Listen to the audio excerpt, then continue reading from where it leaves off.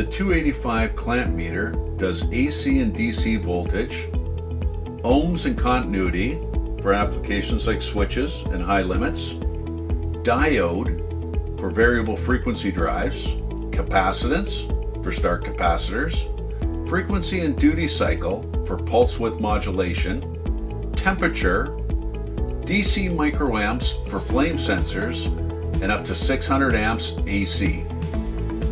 Non-contact voltage down to 24 volts. This is an auto-ranging and manually ranging meter. It does record, relative mode, inrush current, and with a Cat 4 rating will cover all your residential, commercial, and industrial needs. You can also connect a Bluetooth to your smart device to take measurements from remote locations. A great application for the Bluetooth function is when measuring current on air handling equipment. The meter actually has to be in the cabinet with the door closed to put it under full load. Turn on the Bluetooth function and attach it to your cable.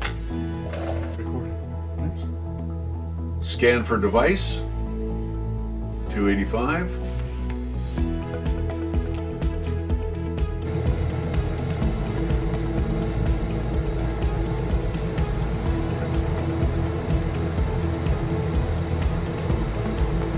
And there's our current measurement.